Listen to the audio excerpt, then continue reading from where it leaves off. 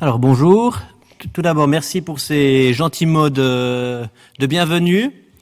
C'est toujours un plaisir de pouvoir venir partager le fruit de nos travaux, ce qu'on est en train de faire actuellement dans ce projet de recherche, et donc ça fait toujours plaisir d'essayer de transmettre et de partager avec un public notre passion. Pour vous resituer un tout petit peu le cadre dans lequel on fonctionne, c'est donc le projet qui a été mentionné auparavant, un projet de recherche FNS sur l'Observatoire cantonal de Neuchâtel, qui sera l'occasion de 2 travaux de doctorat, un sur plutôt la chronométrie et les bulletins de marche de l'Observatoire, et le second que je réalise sur les cultures de la précision et tout le dispositif instrumental de l'Observatoire de Neuchâtel, qu'on va vous présenter un peu plus en détail aujourd'hui, avec une histoire de l'Observatoire de Neuchâtel à travers ses instruments scientifiques.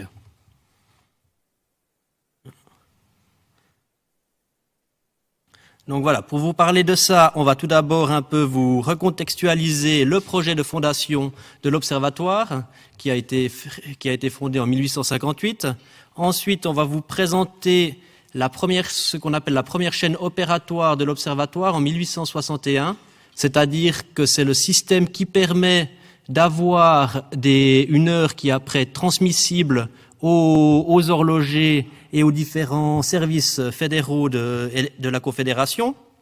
Ensuite, on va vous présenter plus en détail les instruments méridiens.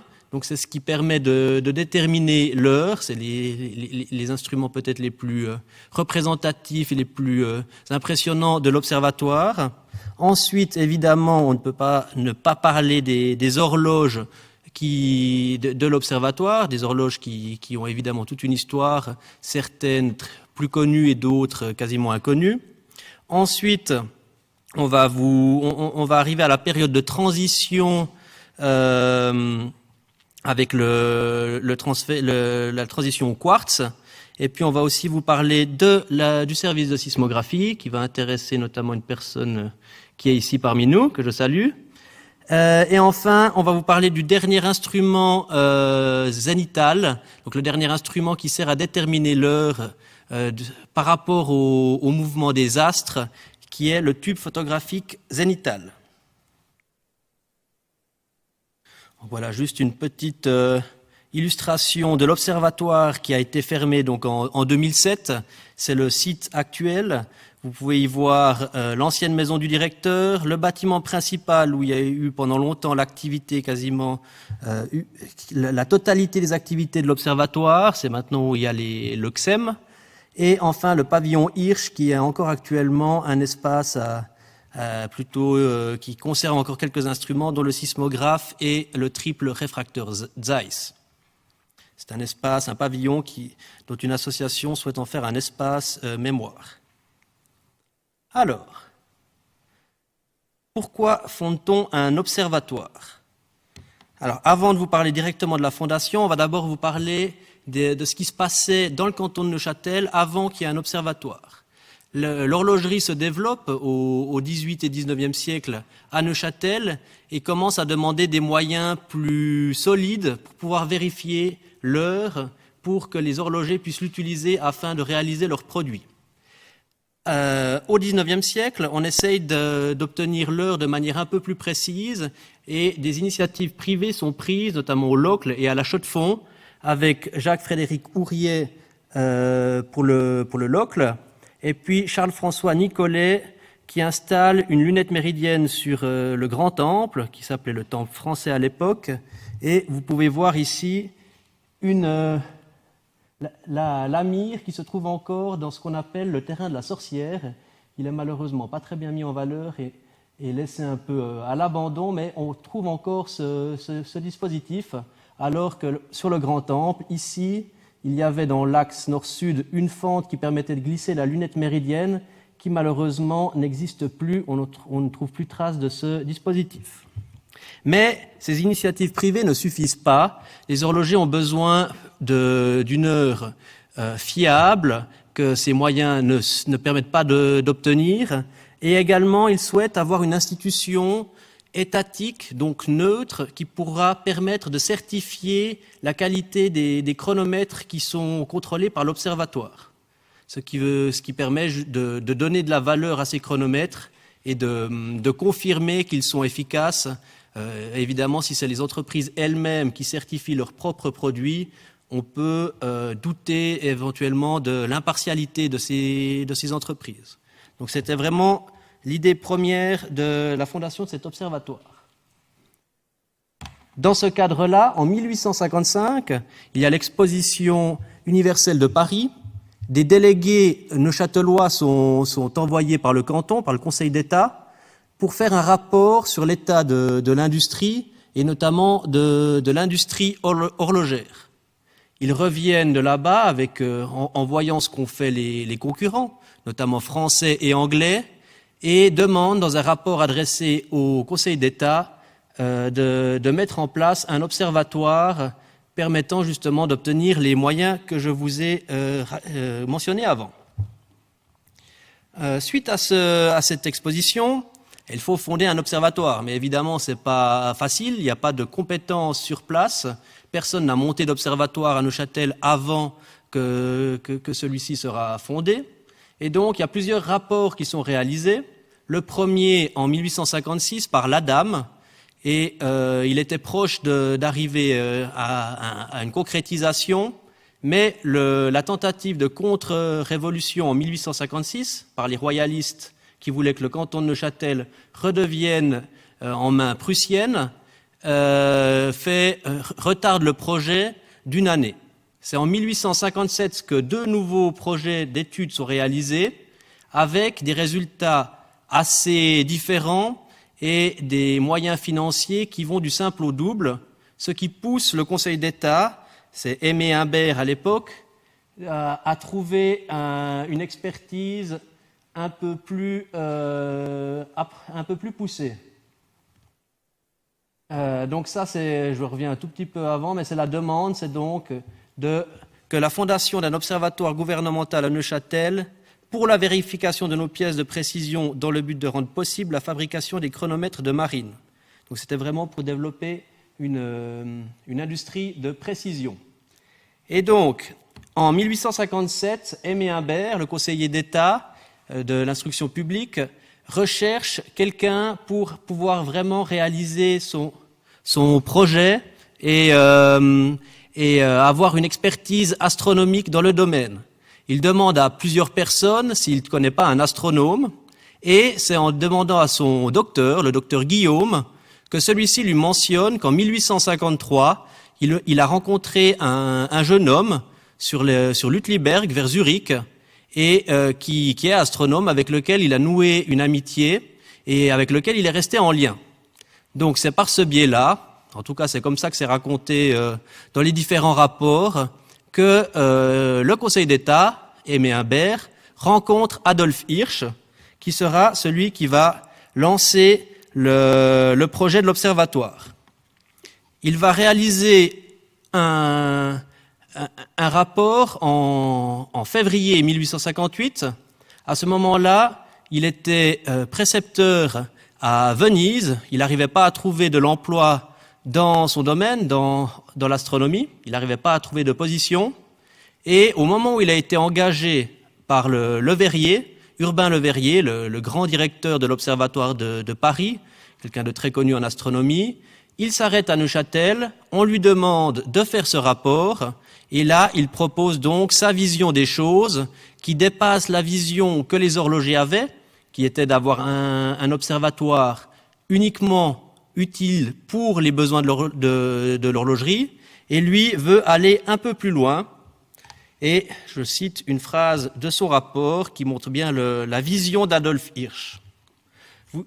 Vous devriez monter l'observatoire de manière qu'il possède les moyens strictement nécessaires, mais en même temps suffisants pour pouvoir faire la détermination du temps d'une manière parfaite, donner à vos horlogers un moyen sûr et facile pour contrôler chaque jour le régulateur, livrer au chronomètre de marine des tableaux de réglage exacts, enfin, produire des observations astronomiques irréprochables. Donc en plus de ce que demandaient les horlogers, là, il a rajouté une vocation scientifique à l'observatoire avec l'idée de faire des observations astronomiques dans cet observatoire.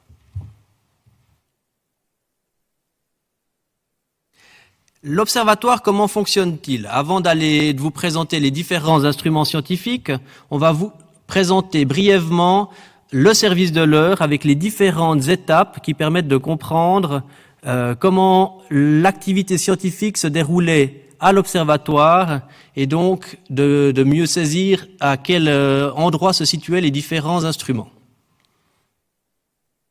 Il y a 3 secteurs différents du service de l'heure qui peuvent être plus ou moins séparés, on va dire, de cette manière-là, à savoir la détermination de l'heure, la conservation du temps et la transmission de l'heure. La détermination de l'heure, ça consiste à observer à l'aide d'un instrument méridien qui se situe dans l'axe nord-sud le passage des astres et dont on connaît exactement le moment grâce à des catalogues qui sont réalisés avec des calculs mathématiques. Et donc on vérifie après si les horloges qu'on a sont à la bonne heure et on peut les corriger le cas échéant. Cet instrument-là, cette détermination de l'heure se fait d'abord en 1858 à l'aide d'un cercle méridien qui est connecté, on vous le montrera plus en détail plus tard, ce sera plus simple de bien saisir, avec un chronographe de Hipp et une horloge sidérale de Wienerle. Ensuite, donc la conservation du temps, ça sert à simuler le passage du temps et à le conserver entre 2 déterminations de l'heure. Et pour cela, on a à l'observatoire tout un tas d'horloges qui sont utilisées pour cet objectif-là. On va aussi vous les présenter. Et ensuite, une fois qu'on a ce signal, on va l'envoyer aux horlogers du canton, mais aussi aux services fédéraux à Berne. Cette heure, après, sera l'heure qui sera déterminée à Neuchâtel, pas dès le début, mais deviendra l'heure suisse. Et donc pour ça, il faut tout un réseau de lignes télégraphiques au début et un système d'horloge à coïncidence et d'horloge mère que l'on trouve par exemple au Locle, à La Chaux-de-Fonds, à Neuchâtel et dans les différents endroits où on donne l'heure. Ensuite, le second service dont on ne va pas beaucoup parler aujourd'hui, c'est la certification de la qualité. Avec l'heure qu'on a obtenue, on va vérifier si les chronomètres fonctionnent bien. Et donc là, vous pouvez voir ici, ça c'est évidemment une image bien plus tardive, mais on n'en a pas en contexte de l'époque, mais une personne qui est en train de regarder le passage du temps et d'inscrire à des moments précis sur un chronographe l'heure qu'il est pour pouvoir vérifier que les chronomètres ne dévient pas trop. S'ils dévient trop, évidemment, ils ne peuvent pas prétendre à avoir des certificats pour pouvoir les vendre. Donc voilà, ici c'est un bulletin de marche. Vous pouvez voir ici, je ne sais pas si vous voyez bien, c'est il y a les écarts quotidiens avec les variations qui font après. Il y a une limite d'écart maximale. Si elle est dépassée, le certificat est pas obtenu. Donc voilà ça c'était la certification de l'heure qui est aussi une des missions aussi très importantes de l'Observatoire et qui fait l'objet de la thèse d'Amandine Cabrillo qui travaille aussi sur le projet. Ensuite, je laisse la parole à Romain qui va vous présenter la première chaîne opératoire. Bonjour à tous. Alors quand on parle de chaîne opératoire, ce qu'on essaie de représenter dans le projet, c'est de recontextualiser les différents instruments et leurs liens qu'il y a entre eux. Essayer de retrouver, dans l'idéal, une journée type de l'astronome, quel instrument il utilise et comment ceux-ci sont connectés entre eux afin de déterminer l'heure, la conserver, puis la transmettre. Donc vous voyez ici sur l'écran le cercle méridien Hertel, qui est le premier instrument méridien de l'Observatoire de Neuchâtel. Et cet instrument, qui aujourd'hui n'est plus conservé malheureusement, servait à déterminer l'heure. Julien vous en a un petit peu parlé avant. Vous savez très bien, la Terre tourne sur elle-même et le fait de manière très régulière. Et c'est cette régulation, ce tour sur elle-même, qui était servi comme référence de temps. Et en observant les astres dans le ciel qui eux sont fixes, mais donnent l'impression de bouger puisque la Terre tourne, on pouvait, à des moments bien précis, savoir quel astre passait à quel moment au-dessus de Neuchâtel. Et donc en observant tel ou tel astre, telle ou telle nuit, à tel ou tel moment, on pouvait savoir exactement quelle heure il était lors de cette observation. Donc vous avez ici le cercle méridien Hertel. En bleu, en dessus, c'est le réticule. Et dans ce cercle bleu, vous avez plein de traits verticaux qui sont en fait des fils de toile d'araignée qui sont extrêmement fins. Et à chaque fois que l'astre se déplaçant dans l'oculaire de la lunette traversait un fil, l'observateur venait presser sur un interrupteur afin d'envoyer une impulsion électrique. Au même moment que cette observation est faite, il y a une horloge sidérale qui est l'horloge qui conserve le temps de l'observatoire. Mais chaque jour, cette horloge, elle dévie, elle n'est pas parfaite, à cause de la température, par exemple, de la pression atmosphérique, des frottements, de la viscosité des huiles. Chaque jour, elle va avancer ou reculer. Et donc, chaque jour, on va vérifier si elle avance ou si elle recule par rapport au temps astronomique qui est le temps vrai. Donc ici, l'observateur va presser sur un bouton pour envoyer une impulsion électrique à chaque fois qu'une étoile, un astre, passe un fil. Et en même temps, l'horloge sidérale, par un interrupteur électrique, envoie aussi toutes les secondes une impulsion électrique. Et ensuite, l'astronome, à l'aide d'un chronographe, va vérifier le moment de passage de l'astre qui est connu pour vérifier l'avance ou le retard de l'horloge. Et c'est comme ça qu'on détermine l'heure à l'observatoire. On ne remet pas l'horloge à l'heure, on détermine simplement son avance ou son retard. Mais une horloge à l'heure, c'est bien. Le problème, c'est qu'on ne peut pas savoir si elle est toute seule, si elle va avoir un problème dans la journée. Elle peut accélérer, elle peut ralentir. Et c'est pour ça qu'on a plusieurs horloges à l'intérieur de l'observatoire qui servent à conserver le temps. Et on va les comparer entre elles avec une méthode quasi similaire à la détermination de l'heure, avec un chronographe que vous voyez ici au centre, qui va servir à imprimer sur une bande de papier des impulsions électriques. Et donc on va comparer les différentes horloges entre elles pour voir si elles sont toutes en état, laquelle avance, laquelle recule, etc., etc. Vous avez compris le principe. Une fois qu'on maîtrise l'heure du jour, on va la transmettre à l'aide d'un autre appareil qui est aussi une horloge, mais une horloge directrice, qui est celle-ci une horloge anglaise, l'horloge Shepherd, qui est également remise à l'heure, mais cette fois-ci, comme elle doit transmettre la bonne heure, elle est remise physiquement à l'heure avec un système dont je vous épargnerai les détails aujourd'hui. Donc elle est remise à l'heure à 12h45 et à 13h, pile, une impulsion électrique unique est envoyée via le réseau télégraphique aux différents endroits, que ce soit les industries horlogères, que ce soit les différentes villes, ils reçoivent une impulsion électrique unique à 13h00. Le temps que met l'impulsion à atteindre sa destination est considéré comme négligeable, et donc on considère que quand elle est reçue, il est aussi 13h00.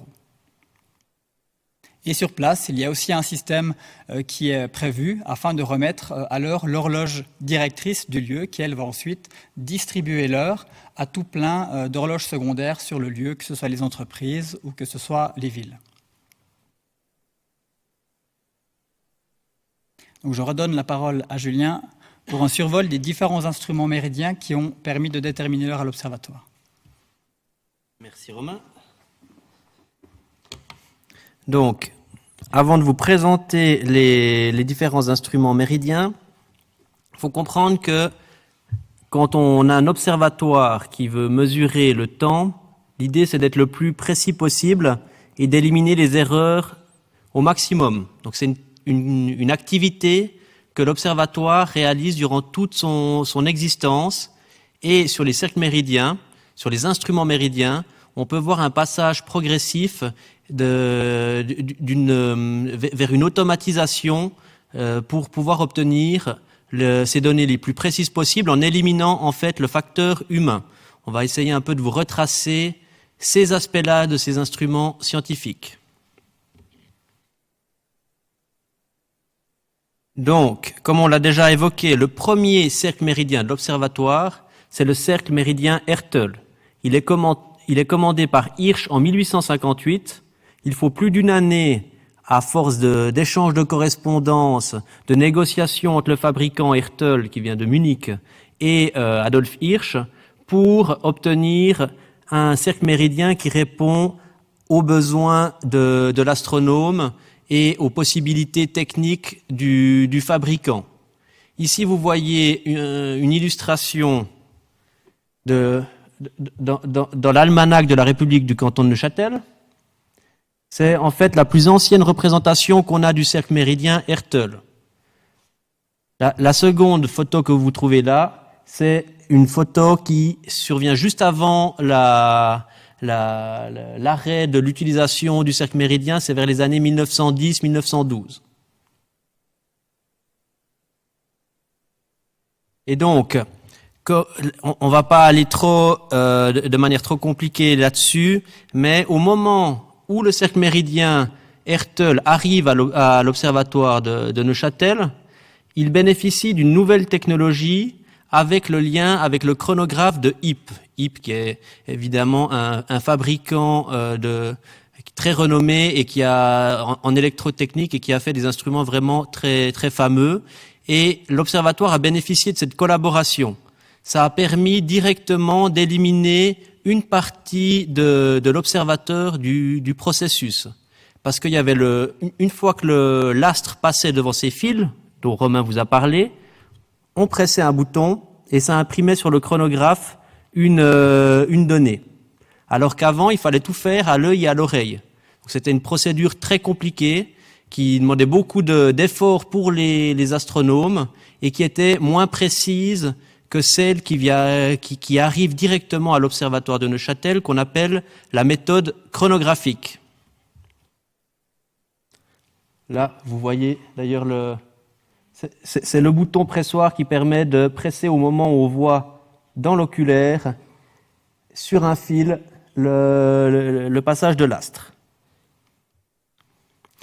Cette méthode chronographique rend détectable ce qu'on appelle l'équation personnelle, c'est-à-dire le temps de réaction que chaque personne a entre le moment où vous voyez avec votre œil le passage de l'astre et le moment où vous appuyez sur ce bouton. Il y a un délai physiologique d'environ 1/10 de seconde, mais qui varie entre chaque observateur.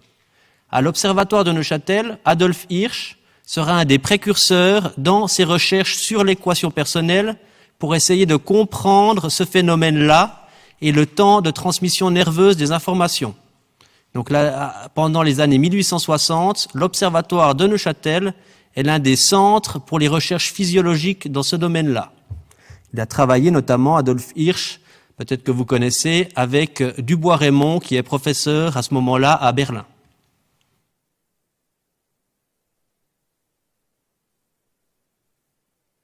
Ensuite, en 1907, le cercle méridien, qui a quasiment 50 ans, a besoin de réparation. Un petit instrument des passages, qu'on appelle un instrument coudé des passages de Bamberg, est alors acquis pour pouvoir le remplacer le temps des réparations. Mais en fait, il fonctionne à satisfaction et il est utilisé pas tout le temps, pas de manière continue, mais pendant 50 ans à l'observatoire de Neuchâtel. Cet instrument, qui fonctionne un peu différemment qu'un cercle méridien, excusez-moi, nous allons revenir. Voilà. Donc là, comme vous le voyez, ici, la lumière arrive, on voit l'astre, et l'observateur regarde ici. Donc c'est pour ça qu'on appelle un instrument coudé. Grâce à un miroir ici, ça permet de voir de cette manière-là. La position est beaucoup plus confortable et permet aux observateurs de faire ça avec moins de fatigue que les observations méridiennes qui étaient très éprouvantes. Ici, vous voyez une cabane qui était installée pour cet instrument qui a été mise en place dans ces mêmes années.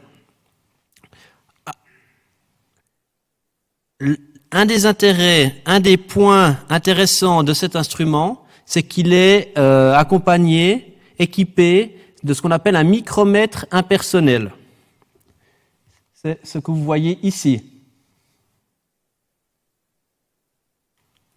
Et donc là, en utilisant les molettes,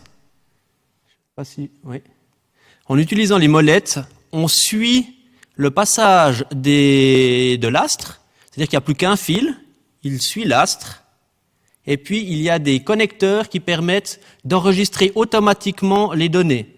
Donc ça élimine une partie des erreurs humaines. Donc ça améliore la précision des données. Ensuite, en 1913, il y a le remplaçant du cercle méridien Hertel, qui est le premier cercle construit en Suisse, à la CIP, c'est à Genève, et qui remplace donc le cercle méridien Hertel en réutilisant la partie optique du cercle méridien. Celui-ci est aussi équipé d'un micromètre impersonnel qui a un système un peu plus automatisé et qui permet encore un peu plus d'aller plus loin dans l'élimination de l'erreur humaine. Vous voyez ici cette partie-là, cette molette-là, qui est à peu près la même, c'est le même principe en tout cas qu'auparavant, sauf qu'il y a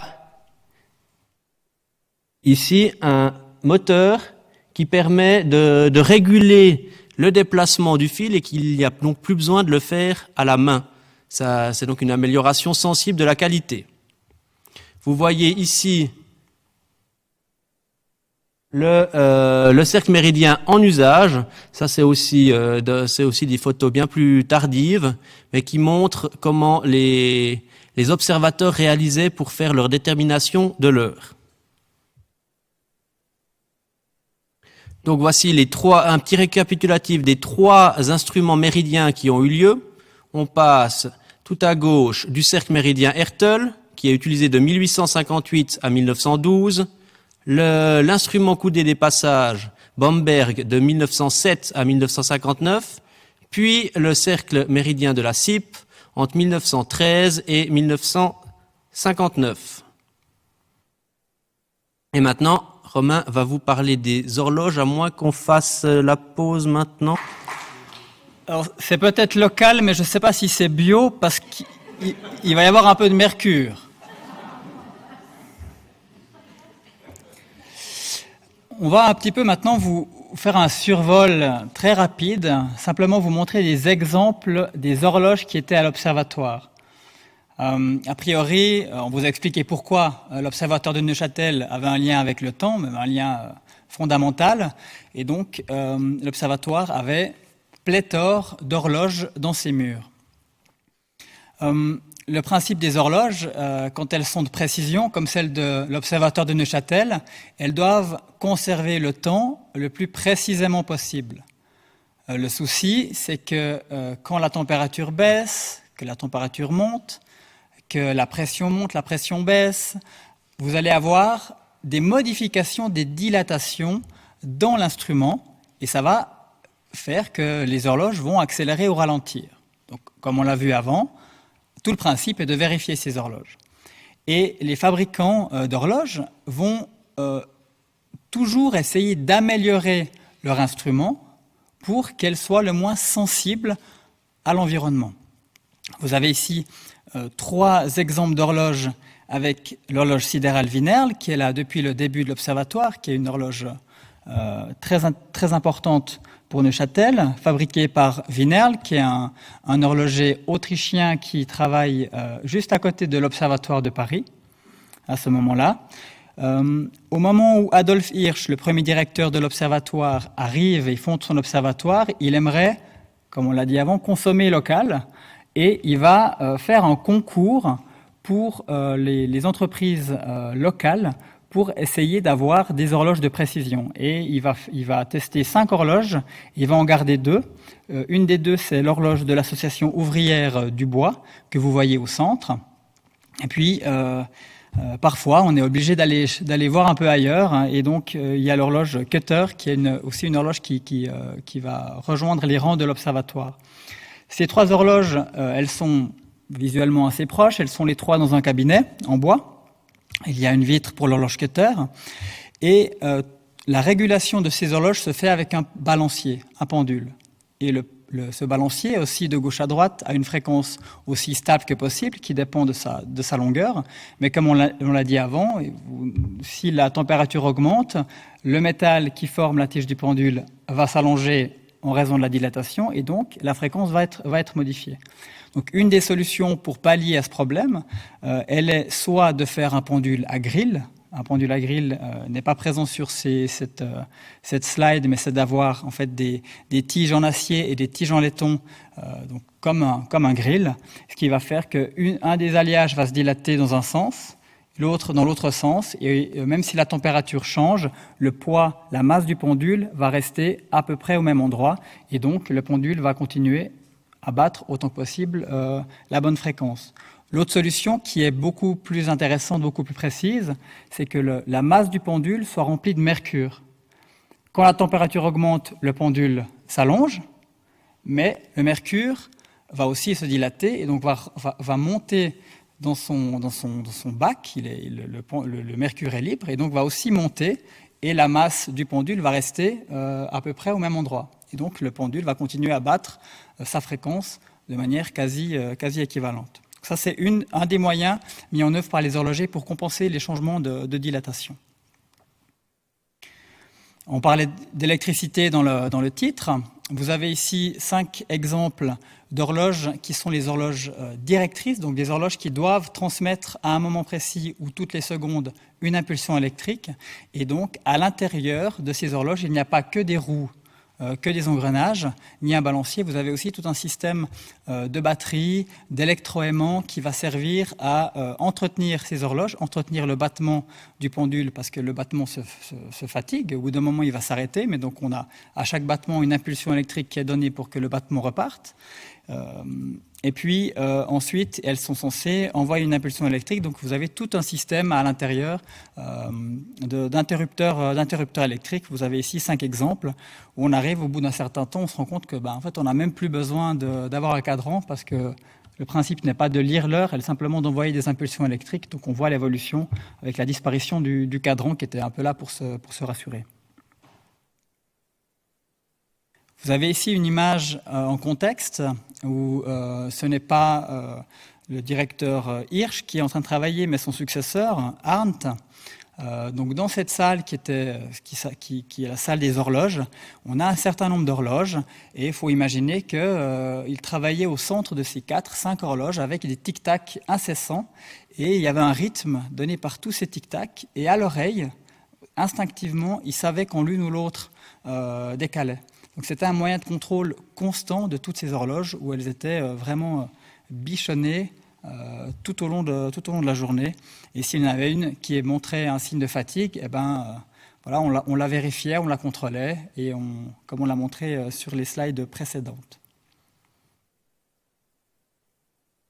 Là, peut-être qu'on peut parler un petit peu plus de cette image. Vous voyez par exemple que l'horloge de droite, elle est sur un pilier en marbre afin qu'elle soit le moins sensible aux vibrations du sol.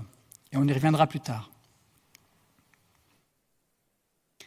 Pour aller plus loin dans la compensation des variations climatiques, l'autre solution, c'est d'isoler notre appareil de son environnement. Et c'est pourquoi, très vite, dès 1880 et jusqu'à la fin de l'histoire des horloges mécaniques à l'Observatoire de Neuchâtel, les horloges de précision vont être petit à petit toutes mises sous cloche dans un vide partiel pour que la température et la pression n'influencent pas la bonne marche des horloges. J'ai pas mal parlé de température, mais la pression va avoir un impact aussi sur le frottement de l'air sur le balancier. Donc c'est aussi un élément important à prendre en compte, et c'est pourquoi de mettre ces horloges sous vide devient intéressant. Il y a une limite à ça, c'est que si vous atteignez un vide quasi complet, c'est les lubrifiants qui posent problème et qui vont s'évaporer, et donc on doit atteindre une certaine limite pour que le lubrifiant fonctionne encore correctement. Vous avez ici aussi 5 horloges. Les 2 images de droite sont très intéressantes parce qu'elles montrent des horloges encore en situation dans les caves du pavillon Hirsch à l'Observatoire de Neuchâtel avant qu'elles soient déplacées au Musée international d'horlogerie. Et donc les balanciers sont à l'intérieur de ces gros tubes blancs que vous voyez sous les horloges. Et puis, une fois que les horloges mécaniques ont commencé à donner tout ce qu'elles pouvaient donner et qu'on veut aller plus loin dans la précision, eh bien, il y a vraiment un changement de paradigme. On ne va pas en parler vraiment aujourd'hui, mais simplement vous montrer deux exemples, deux photographies où sur la gauche, vous avez les horloges à quartz, qui s'appellent Q1 et Q2 de l'Observatoire de Neuchâtel, qui n'ont plus du tout voilà, il n'y a plus de pendule, ça devient des boîtes noires, et pour nous qui étudions ces objets, ça demande des compétences différentes. C'est pas simplement de comprendre qu'une roue entraîne une autre, c'est de l'électronique de précision. Et ensuite, sur la droite, vous avez un prototype d'horloge atomique. En 1963, c'est une coupure d'un journal, de la Gazette technique, pour être précis, où vous voyez voilà, un technicien qui est en train de manipuler cette horloge, et il y a des câbles partout, toutes les boîtes sont fermées. Chaque partie a une fonction bien précise qu'il conviendra pour nous aussi, dans la suite de nos travaux, de comprendre. Là, on revient un tout petit peu dans le temps. On voulait juste vous montrer que les horloges évoluent et qu'aujourd'hui, on n'est plus dans des horloges mécaniques. Mais on voulait vous parler un petit peu aussi du sismographe de Kervin-Picard, qui est un instrument qui est encore présent sur site, que vous pouvez aller voir si vous le souhaitez. Parce que même si on maîtrisait la température, même si on maîtrisait la pression barométrique, il y a quelque chose qu'on ne maîtrisait pas, c'était le mouvement, les vibrations de la Terre, les tremblements de terre. Alors au début, ça ne paraît pas être un problème à l'observatoire, mais toujours est-il qu'on a des horloges qui tout d'un coup, toutes les horloges décalent un petit peu à un moment de la journée, et on n'arrive pas à l'expliquer. Et les directeurs ont une intuition en pensant que c'est peut-être lié aux trépidations du sol. Et donc l'Observatoire de Neuchâtel va s'équiper d'un service sismologique, et donc va mesurer ces vibrations du sol pour voir s'il y a une corrélation entre ces vibrations et des défauts de marche des horloges. Vous avez ici le bâtiment qui est le pavillon Hirsch, qui a pu être construit notamment grâce à l'héritage du premier directeur qui a donné toute sa fortune à l'État de Neuchâtel pour que l'activité de l'observatoire continue, et donc l'observatoire s'équipe de nouveaux instruments, dont ici ce bâtiment que vous voyez en coupe. Et en 1926 est installé cet immense sismographe dans les caves du bâtiment. Vous voyez ici des photos, j'allais dire actuelles. Entre-temps, cet objet a été partiellement restauré par le groupe Espace-Temps, qui était la MSTN avant, et maintenant qui s'appelle Espace-Temps, et donc qui ont travaillé à remettre en état de fonction cet instrument. Donc il faut imaginer qu'on est dans une pièce très enclavée où l'instrument prend quasiment tout l'espace. Il fait sombre, on voit l'objet en usage sur l'image de gauche. Vous avez un rouleau imbibé recouvert de noir de fumée, donc faut imaginer que c'est poussiéreux. Et puis les sismogrammes, donc les trépidations du sol, sont enregistrées sur cette bande noire. Et donc c'est un travail très poussiéreux, très salissant, que personne ne souhaitait faire à l'observatoire. En plus, c'était un instrument qui était extrêmement sensible, et certains directeurs, Arndt notamment dans un rapport, parlent qu'il suffisait qu'une araignée se balade sur l'un des piliers, l'un des capteurs, pour que ça s'inscrive sur le sismogramme. Donc c'était quelque chose, on amplifiait les mouvements environ 1500 fois, donc c'est très important, et on arrivait à enregistrer le passage du train entre les joints des rails, ça se lisait sur les sismogrammes, ce genre de choses était lisible, et donc ils ont vraiment pu montrer que certains décalages des horloges étaient dus aux trépidations du sol. Et je ne vais pas aller très loin, mais simplement quelque chose qui est intéressant, c'est que le système fonctionne avec une immense masse montée sur ressort, une masse de 18 tonnes, où la masse était lestée par des lingots d'acier de l'armée suisse. Donc les lingots d'acier, ces 18 tonnes ont été prêtés à l'observatoire, et ils devaient les rendre en cas de conflit. Et entre-temps, il y a eu la Seconde Guerre mondiale, mais malgré cela, Ils ont peut-être resté discrets, ou bien peut-être que d'aller chercher 18 tonnes de lingots dans une cave, c'était un peu compliqué. Toujours est-il que la masse est restée avec les lingots de l'armée à l'observatoire de Neuchâtel.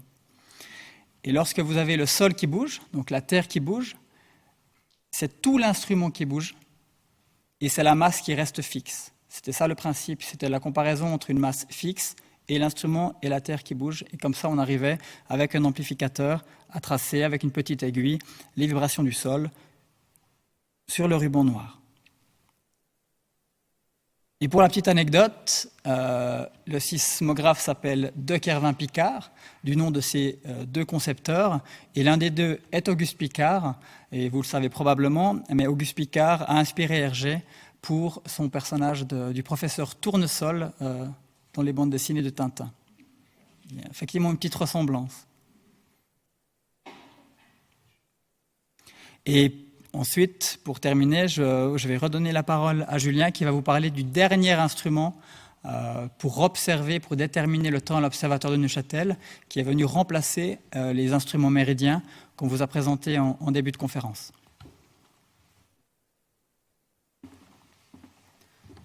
Merci Romain. Donc oui, je vais vous parler du dernier instrument qui s'appelle un tube photographique zénital et qui remplace en fait les instruments méridiens pour déterminer l'heure.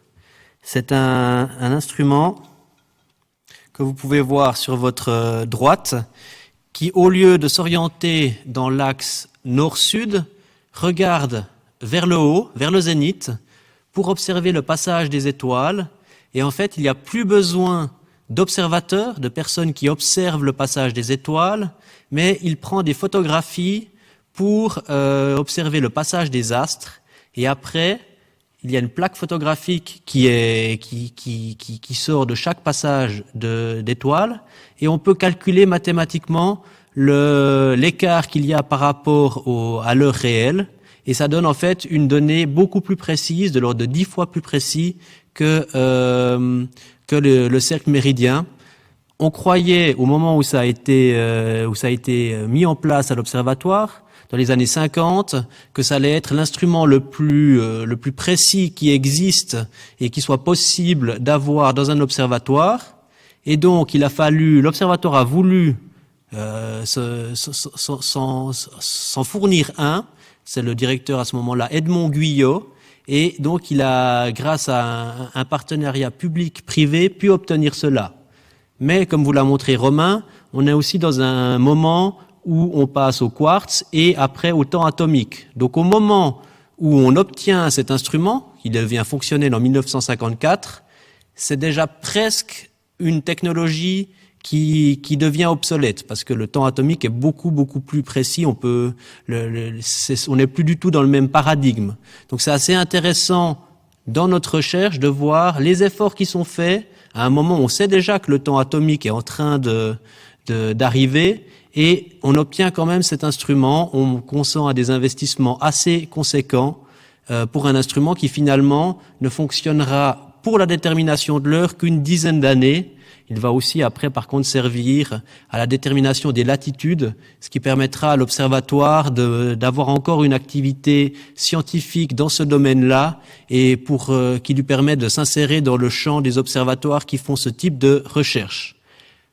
À la même période, vous pouvez voir sur votre gauche, il y a une autre technologie qui fonctionne sur le même principe. C'est l'astrolabe d'Anjon, qui lui sera installé dans une cabane sur la vue des Alpes, parce que l'emplacement de l'observatoire est pas très propice à cette période-là, dans la deuxième moitié du XXe siècle, aux observations zénithales. Et sur la vue des Alpes, il y a un peu moins de perturbations atmosphériques, et ça favorise les observations. Cette installation ne fonctionnera finalement que 5 ans, et on vendra l'astrolabe impersonnel de Danjon à l'Observatoire de Paris, Danjon travaillant à l'Observatoire de Paris, et donc il n'y aura plus que le tube zénital photographique.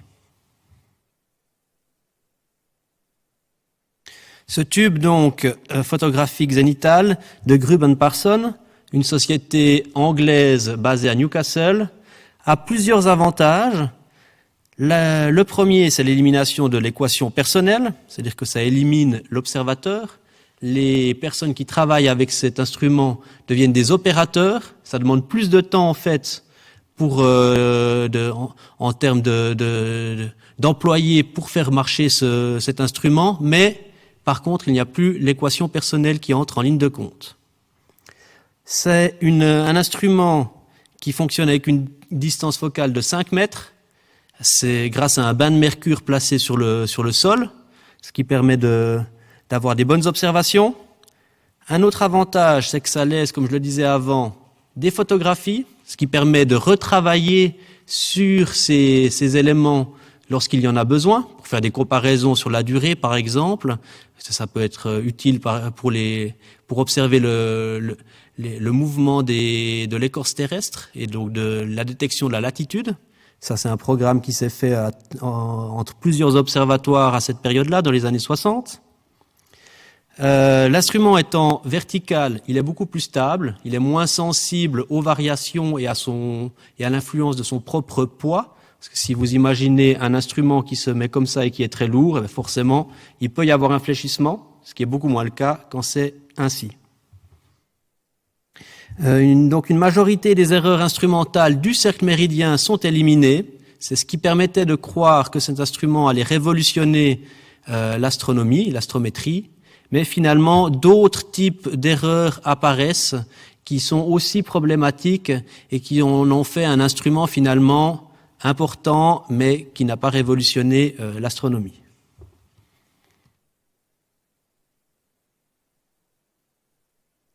Finalement, on va un peu vous montrer l'état de nos recherches, si je puis dire. Ici, vous voyez le PZT qui se trouve actuellement à la HE-Arc et qui va être travaillé en collaboration avec la HE-Arc secteur conservation-restauration et par notre équipe dans les locaux de la HE-Arc et étudié plus en détail pour essayer de comprendre mieux le fonctionnement de cet instrument, sa place dans l'histoire de l'observatoire, dans l'histoire de l'astrométrie également. Et donc, ça montre aussi l'intérêt, un des points spécifiques du projet qu'on fait dans le cadre de l'université, c'est la collaboration entre un conservateur-restaurateur, qui donc s'occupe principalement de la matérialité des objets, confronté à l'analyse des sources, des archives, avec le travail d'un historien, moi-même, et qui permettent d'aller plus loin dans la compréhension de la pratique scientifique de l'observatoire. En tout cas, c'est ce que l'on souhaite. Donc ça, ce travail se fait ce semestre et se terminera d'ici quelques temps. Voilà, donc là, je ne vais peut-être pas m'appesantir sur les différentes sources que nous avons à notre disposition. Si ça vous intéresse, vous pouvez toujours venir en prendre connaissance. Et je pense qu'il est venu le temps de vos éventuelles questions. Merci de votre attention. Merci.